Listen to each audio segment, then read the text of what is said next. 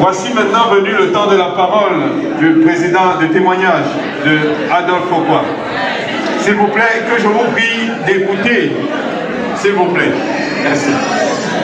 Merci, j'en fais une première. Chers amis, chers frères, vous voir aussi nombreux ce soir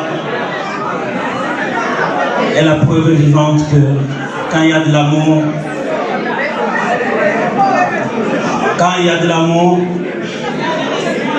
il y a des bénéfices. Nous avons suivi le témoignage d'un des amis de mon feu papa aujourd'hui.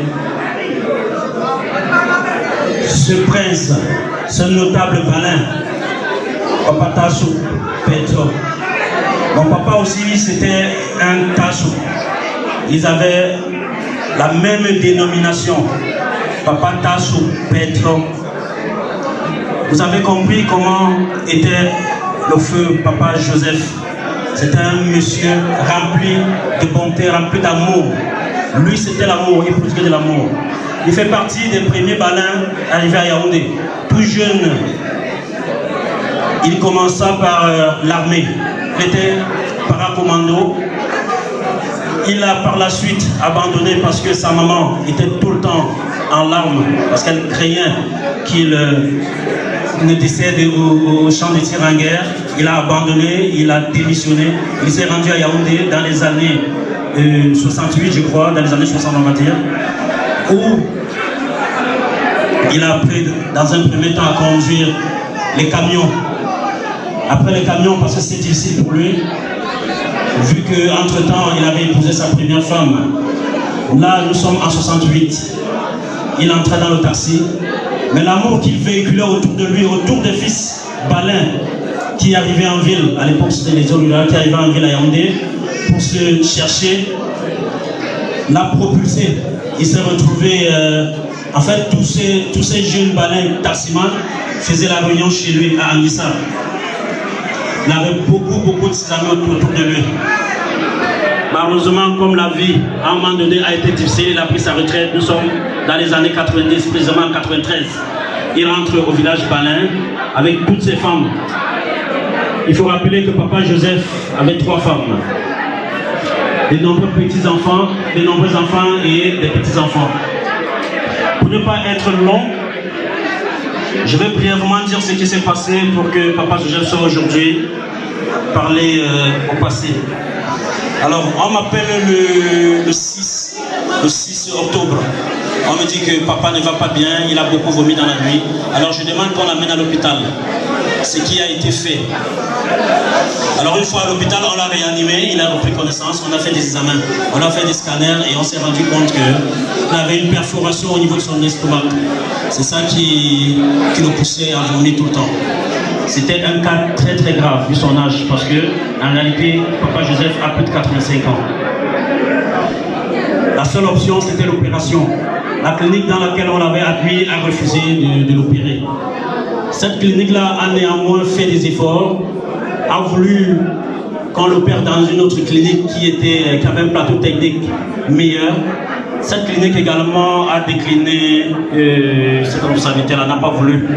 Alors j'ai parlé avec le médecin chef de la clinique, il me dit non, ton papa il est âgé, je ne veux pas prendre ce risque. Mais je te conseille d'aller dans un hôpital public. Alors ils m'ont conseillé d'aller à l'hôpital de référence de Bafoussam. On a donc fait venir une ambulance qui l'a transporté là-bas. Il est entré immédiatement au bloc opératoire sous anesthésie générale.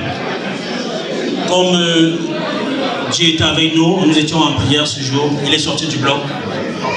L'opération s'était très bien passée, on était sûr qu'on était sorti d'affaire. Malheureusement, avec son âge, les traitements, l'organisme n'a pas supporté. Tous les autres traitements qu'on lui administrait, c'était un choc. Donc pendant 3 semaines, papa a souffert, il a finalement rendu l'âme le 13 novembre à 8h30 à peu près. Donc ça c'est un peu brièvement ce qui s'est passé pour que nous soyons aujourd'hui endeuillés. Je ne saurais terminer ce petit témoignage sans remercier vous tous qui êtes là aujourd'hui pour nous soutenir. Vous êtes là aujourd'hui pour montrer que dans cette solidarité-là, vous pouvez faire que l'homme quitte d'un état de tristesse à un état de joie, à un état de bonheur. Franchement, je vous dis merci. Je voudrais dire merci à mes amis qui sont là. Je voudrais dire merci à ma famille Balin. Je voudrais dire merci à toute la communauté parce qu'ils sont tous représentés, ils sont là ce soir. Je voudrais dire merci au Père Aurélien, qui est mon père, qui est toujours là dans les moments difficiles. Quand c'est très difficile, généralement je l'appelle pour qu'il me console, pour qu'il me dise ce qu'il faut faire. Père Aurélien, je dis encore merci. Je veux dire merci à tous mes frères, tous mes amis qui sont venus de France. Ils sont là, je ne vais pas les citer, ils sont là. Franchement, vous voir, ça me fait chaud au cœur. Je vous dis merci. Je vous dis merci. Merci vraiment de tout cœur. Je ne vais pas oublier mon ami, ma famille, ceux qui sont venus d'Allemagne.